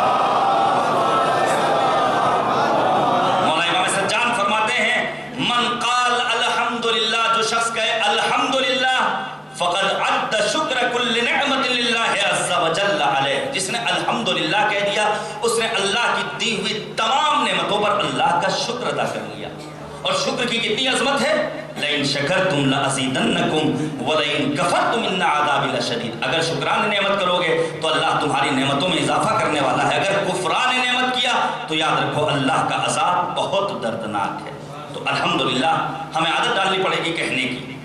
اسبغ ابن رباطہ جو شاگرد خاص ہیں امیر المؤمنین کے, ایک روز امیر المؤمنین کے گھر کے باہر رکوع کر رہے ہیں, دعا مانگ رہے ہیں, اور ایسے موقع پر امیر المؤمنین نے آواز دی یا اسبغ, اے اسبغ. اسبغ ابن رباطہ نے مولا امیر المؤمنین کی آواز سنی, آواز دی لبیک. فوراً فرمایا جی آقا ہم حاضر ہیں. مولا امیر المؤمنین نے سوال کیا اسبغ تم کیا کر رہے تھے؟ کہا رکوع کر رہے تھے, مالک کی بارگاہ میں ہاتھ کو پھیلائے ہوئے تھے. اس وقت امیر المؤمنین نے کہا اسبغ کیا تم چاہتے ہو کہ تمہیں بہترین دعا تعلیم کروں؟ جی ہاں آقا. امیر بیان و سخن ہے امیر المؤمنین, صاحب نہج البلاغہ ہے امیر المؤمنین, لہجے پروردگار میں گفتگو کرنے والے ہیں امیر المؤمنین. اس موقع پر اسبغ ابن رباطہ سے علی مرتضیٰ نے فرمایا اے اسبغ کہو الحمدللہ علی ما کان والحمدللہ علی کل حال. جو کچھ ہے ان سب چیزوں پر مالک تیرا ہم شکر ادا کرتے ہیں, جو ہونے والا ہے ان تمام چیزوں پر ہم پروردگار تیرے شاگرد ہیں. اس کے بعد امیر المؤمنین نے جناب اسبغ ابن رباطہ سے فرمایا اے اسبغ اگر اس پر تم ثابت قدم رہو گے اور ساتھ ساتھ ہماری ولایت کو مانتے رہو گے تو یاد رکھو اللہ کی وافر مقدار میں نعمتیں تم پر نازل ہوتی رہیں گی. اللہ کی نعمتیں چاہیے تو الحمدللہ کہو. اس قرآن میں پروردگار نے خود کو متعدد مقامات پر حمید کہا ہے. اسی طرح 17 مرتبہ قرآن کریم میں پروردگار نے الحمدللہ کا لفظ استعمال کیا ہے, اور 6 مقامات ایسے ہیں قرآن کریم میں جہاں پروردگار نے الحمدللہ رب العالمین کہا ہے. ایک آخری حدیث گفتگو تمام کر رہا ہوں. پیغمبر اعظم خاتم النبیین حضرت محمد مصطفیٰ صلی اللہ علیہ وسلم, پیغمبر اعظم نے فرمایا ہم میں سے ہر انسان یقیناً جنت میں جانا چاہتا ہے. ہر انسان یہ چاہتا ہے. ہم نماز پڑھتے ہیں کس لیے؟ تاکہ جنت میں داخلہ ممکن ہو جائے. ہم روزے رکھتے ہیں کس لیے؟ تاکہ جنت میں پہنچ جائیں. ہم حج کرنے جاتے ہیں کس لیے؟ تاکہ جنت میں ہم جا سکیں. جانے قربان جائیں امیر المؤمنین پر جنہوں نے فرمایا عبادتیں کئی طرح کی ہیں. کبھی تاجروں جیسی عبادت ہوتی ہے, کبھی آزاد بندوں کی عبادت ہوا کرتی. پھر مولا نے فرمایا یہ جو میں تیری عبادت کر رہا ہوں یہ جنت کی لالچ میں نہیں ہے, جہنم کے خوف سے نہیں ہے, بل وجدتک اہلا للعبادہ فعبدتک, بلکہ کریم پروردگار تجھے لائق عبادت جانا ہے تو تیری عبادت کر. پیغمبر اعظم نے کیا فرمایا؟ اول من یدعى الی الجنہ, پہلا شخص جسے جنت کی طرف بلایا جائے گا وہ کون ہوگا؟ توجہ کیجئے گا. پہلا شخص جسے جنت میں جانے کے لیے آواز دی جائے گی کون ہوگا؟ حمادون, جو الحمدللہ کہنے والے ہوں گے. الذین یحمدون اللہ فی السراء والضراء, جو اچھے حالات میں برے حالات میں ہر دور میں مالک کا شکر بجا لانے والے ہوں. آئیے مالک کی بارگاہ میں دعا کی جائے۔ کریم پروردگار، ہم تیرے بندے، ہم قرآن و اہل بیت سے وابستہ ہیں، ہمیں اپنے شاکر اور حامد بندوں میں شمار کر لے۔ اور یہی کربلا کا درس ہے۔ آپ ذرا تصور کیجئے، آج کریا کرنا ہے، آپ نے مستقل الحمدللہ متعدد علماء کرام کی اسی 1440 میں گفتگو سن لی ہے۔ برادر بزرگوار جن سے ہم نے بولنا سیکھا ہے، مولانا شریف رضا صاحب قبلہ، اور اس کے پہلے مولانا دین کاظمی صاحب، برادر عزیز جناب سرغام صاحب اور دیگر علماء آتے رہیں گے، لیکن آج پرسہ پیش کرنا ہے سیدہ فاطمہ زہرا سلام اللہ علیہا۔ توجہ کیجئے گا عزیزان گرامی، امام حسین جیسا بندے پروردگار مالک کی بارگاہ میں ایک ایک قدم پر الحمدللہ الہی رضیت برضا۔ اور پھر ثانیہ زہرا ام المصائب، علی کی شیر دل بیٹی، یزید کے دربار میں جب یزید نے سوال کیا تھا کیسا پایا جو پروردگار نے کیا ہے، تو کیا کہا؟ ما رأیت الا جمیلا، جو کچھ ہوا وہ سوائے زیبائی کے کچھ اور نہیں تھا۔ الحمدللہ کہنے کی عادت پڑ جائے گی، دنیا اور آخرت کی تمام کامیابیاں ہمارے قدم چومنے والی ہیں۔ شب جمعہ ہے، شب جمعہ شب زیارت ابا عبداللہ الحسین ہے۔ اللہ ہم سب کو نصیب کرے ہم پہنچیں کربلا۔ آج تو کربلا جانا بہت آسان ہو گیا ہے، نہ جانے کتنے متوکل صفت افراد پیدا ہوئے جنہوں نے کربلا جانے پر پابندی عائد کرنی چاہیے، لیکن حسین کے متوالے، حسین کے پروانے، حسین کے چاہنے والے ہر سخت سے سخت دور میں اپنے قدم بڑھاتے رہے کربلا کی جانب۔ یہ کربلا یوں ہی ہم تک نہیں پہنچی ہے، ہماری ماؤں نے قربانیاں دی ہیں، ہماری ماؤں کی قربانیوں کے نتیجے میں کربلا آج کربلا بنی۔ یاد ہے آپ کو واقعہ ناصرہ کا متوکل کے دور میں اپنے قدم آگے بڑھا رہی ہے، صاحبان اولاد تشریف فرمائے ہیں، ماؤں تک آواز جا رہی ہے، اور اسی فرش عزا کے صدقے میں مالک کی بارگاہ میں دعا ہے جو بے اولاد ہیں انہیں اولاد کی نعمت سے بہرمند کر دے معبود۔ توجہ کیجئے گا، ناصرہ حسین کی چاہنے والی متوکل کا دور ہے، آغوش میں کمسن بچہ ہے، اپنے قدم بڑھا رہی کربلا کی جانب۔ متوکل کے کارندے جگہ جگہ تعینات ہیں۔ کہاں جا رہی ہے؟ کربلا۔ کیا تجھے نہیں معلوم کربلا جانے پر پابندی معلوم ہے؟ کیا تجھے قربانی دینی ہوگی؟ ہاں، میں قربانی دینے کے لیے تیار ہوں۔ متوکل کے دربار میں پہنچی ہیں ناصرہ، زینب سے درس ایثار لیا ہے، زینب سے درس استقامت لیا ہے ناصرہ جیسی ماں نے۔ متوکل سوال کرتا ہے کہاں کا ارادہ ہے؟ کربلا جا رہی ہے۔ کیوں جا رہی ہے؟ اپنے آقا باب الحوائج، باب المراد، باب الحسین غازی عباس کی زیارت کے لیے، در حسین پر حاضری دینے کے لیے۔ متوکل نے ایک سوال کیا، کیا تو قربانی دے سکتی؟ ہاں، مال چاہیے؟ نہیں، تیری آغوش میں جو بچہ ہے یہ بچہ چاہیے، سن سکو کوئی اولاد والوں۔ ناصرہ نے اپنے کم سے بچے کو اپنی آغوش سے پھینکا۔ متوکل نے کہا ایسے نہیں، ٹھہر جا، یہ جو بچہ ہے تیری آغوش میں، اسے جلاد آگے بڑھ کر قتل کرے گا۔ ناصرہ نے کہا حسین کی زیارت کے لیے مجھے یہ بھی منظور ہے۔ جلاد آگے بڑھا، بچے کے سر و تن میں جدائی کی۔ ناصرہ نے کہا اب تو جا سکتی ہوں۔ کہا ایسے نہیں، اولاد والوں سن سکو گے؟ کہا ایسے نہیں، اگر جانا ہے کربلا تو اپنی اس گود کے پالے کو اپنے قدموں سے رونتے ہوئے کربلا کی جانب آگے بڑھنا ہوگا۔ لو، ناصرہ نے کہا یہ بھی قبول، بڑا آسان ہے پڑھ دینا، بہت آسان ہے سن لینا۔ ناصرہ جیسی ماں اپنے کمسن بچے کو اپنے قدموں سے رونتے ہوئے کربلا کی جانب آگے بڑھ رہی ہے۔ پہنچی ہے باب المراد، باب الحوائج اللہ، حضرت ابو الفضل عباس کے حرم میں۔ ادھر سے ایک خاتون آئی، بی بی آپ کو ایک معظمہ بلا رہی ہے۔ پہنچی ہے ناصرہ حرم امام حسین میں، دیکھا کمسن بچہ موجود ہے۔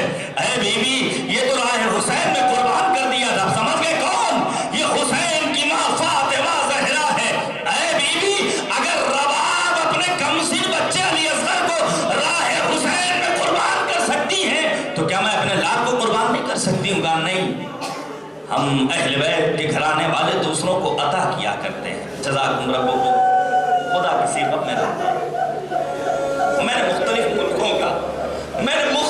ملکوں کا محرم کیا ہے، لیکن ایک خاص عقیدت و الفت اس علم کے صاحب و مالک ابو الفضل عباس سے جو میں نے دیکھی کہیں بھی نظر آتی ہے، بالخصوص ہمارے جوانوں کو جو عقیدت ہے باب الحوائج حضرت ابو الفضل عباس سے۔ اللہ اکبر، خدا نصیب کرے ہم سب کو کہ ہم پہنچے کربلا مولا۔ بس ایک واقعہ آپ کے سامنے پیش کروں۔ آج اپنی اپنی مرادوں کو اپنے مد نظر رکھے، اور پہلی مراد ہونی چاہیے معبود امام کے ظہور پہ تعجیل فرما. ہم حسین کے چاہنے والوں کو ستایا جا رہا ہے، زمانہ پورا شوب ہے. بس ایک واقعہ سن لیجئے، رونے کے لیے کافی و وافی ہوگا. اور پھر حضرت عباس کی عظمتوں کو سلام دیجیے. تہران میں ایک مسیحی ہے جس کی ایک جوان بیٹی ہے جسے برین ٹیومر تھا. تہران کے ہاسپٹل میں ڈاکٹرز نے جواب دے دیا. یہاں تک کہ نوبت آ گئی، ڈاکٹر کہتے ہیں بس یہ چند گھنٹے کی مہمان ہے. اب میں آپ سے سوال کرتا ہوں، اولاد والوں یہ بتاؤ، کیا کوئی باپ یا کوئی ماں یہ برداشت کرے گی کہ اس کی نگاہوں کے سامنے اس کا جوان بچہ اس دنیا سے رخصت ہو جائے؟ اللہ ہماری ماؤں کی گودھوں کو سلامت رکھے. کیا کوئی چاہے گا کہ اس کی جوان اولاد اس دنیا سے ایڑیاں رگڑتے ہوئے؟ وہ تو حسین ابن علی کا دل تھا کہ جوان بیٹیاں ایڑیاں رگڑ رہا تھا، جوان بیٹا علی اکبر کی شکل میں، اور حسین برداشت کر رہے تھے. ڈاکٹرز نے جواب دے دیا، عباس کی عظمتوں کو ہمارا لاکھوں سلام. ماں کہتی ہے ہم اپنی اس بچی کو اپنے گھر لے جانا چاہتے ہیں، چونکہ ہم سے برداشت نہیں ہوگا کہ ہماری جوان بیٹی ہاسپٹل میں اس دنیا سے رخصت ہو. ہم اپنے گھر لے جانا چاہتے ہیں. باپ اور ماں اس بیٹی کو اپنے گھر لے آئے. لیکن اب باپ یہ کہتا ہے اگر ہماری نگاہوں کے سامنے ہماری بیٹی اس دنیا سے رخصت ہوئی تو ہم سے برداشت نہیں ہوگا. ابھی آنے والے آئیں گے، پرسہ پیش کریں گے. یہ گھر پہنچانے کے بعد اپنے آپ کو تہران کی شاہراہوں پر نکال دیتا ہے. تہران کی شاہراہوں پر ٹہل رہا تھا اور ٹہلتے اچانک اس کے کان میں ایک آواز آئی، سرکار وفا ابوالفضل، مشکل کشا ابوالفضل. بس یہی ایک جملہ جناب عباس کی وفا کا تذکرہ تھا، جناب عباس کی مشکل کشائی کا تذکرہ تھا. اسے ایک بوڑھا، ایک ضعیف العمر نظر آیا اور یہ جا کر کے سوال کرتا ہے یہ شور کیسا ہے؟ اس حسین کے چاہنے والے نے سوال کیا، کیا تم شیعہ نہیں ہو جو اس آواز کو نہیں پہچانتے؟ کہا نہیں میں شیعہ نہیں ہوں، میں مسیح ہوں. کہا ہاں پھر حق ہے. کیا تم نے کربلا والوں کا تذکرہ سنا ہے؟ حسین کی عظمتوں کا تذکرہ سنا ہے؟ ہاں حسین کو پہچانتے ہیں. ہاں ہم عباس کو جانتے. کہا آج یہاں سے باب الحوائج حضرت ابوالفضل عباس کی سری کربلا کے لیے لے جائی جا رہی ہے، اور یہاں پر حسین کے چاہنے والے مولا عباس کے عشاق آئے ہیں تاکہ ان کی خدمت میں اظہار غم کر سکیں، درد دل کر سکیں. یہ پہنچتا ہے زری کی جالی کو تھام کر بے ساختہ ایک جملہ کہتا ہے، اے باب الحوائج ابوالفضل عباس، آپ کو واسطہ ہے آپ کے بھائی کا، میری بیٹی کو زندگی دے دیجئے، میری بیٹی کو زندگی دے دیجئے. یہ گفتگو کرتا ہے اور اچانک اپنے گھر میں آتا ہے. کیا دیکھتا ہے؟ بڑا رش ہے، بہت بڑی تعداد میں لوگ موجود ہیں، گریہ و زاری کی آواز آ رہی ہے. یہ تصور کرتا بھی لوگ پرسہ پیش کریں گے. زینوں سے اپنے قدم آگے بڑھاتا ہے. کیا دیکھا؟ وہ بیٹی جس کی چند گھنٹے میں موت ہونے والی تھی وہ راستہ طے کر رہی ہے. اچانک اپنی بیٹی کے پاس پہنچا. بیٹی یہ کیا ماجرا ہے؟ وہ بیٹی اپنے باپ سے کہتی بابا آپ کہاں چلے گئے تھے؟ باپ کہتا ہے میں تہران کی شاہراہوں پر ٹہل رہا تھا، میں نے کیا دیکھا؟ میرے کانوں میں آواز آ رہی ابوالفضل کا تذکرہ ہو رہا ہے. وہ بیٹی کہتی ہے مجھے آسمان کی جانب تو فرشتے لے کر چلے، لیکن اچانک ایک شخصیت نمودار ہوئی. ارے میرے بھیا حسین کا واسطہ دے کر اس کے باپ نے دعا کی ہے. وہ بیٹی کہتی میں آگے میں نے چلنا شروع کر دیا. وہ بیٹی اپنی شفایابی کا تذکرہ کر رہی ہے. اچانک وہ باپ کہتا ہائے کریم آقا ابوالفضل، اتنا مجبور جس کے اشارے لبے دریا کاٹ دیے گئے. یہی وہ وقت تھا جب مظلوم کربلا حسین ابن علی عباس کے شانوں کو اٹھا رہے. کسی نے آواز دی یا ابن الزہرا، اے فرزند زہرا کیا کر رہے ہو؟ حسین تڑپ گئے. اے بھیا تمہارے بعد اماں فاطمہ کا نام لیا جا رہا ہے.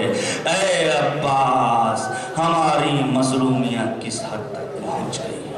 وَسَيَعْلَمُ الَّذِينَ ظَلَمُوا أَيَّ مُنقَلَبٍ يَنقَلِبُونَ إِنَّا لِلَّهِ وَإِنَّا إِلَيْهِ رَاجِعُونَ.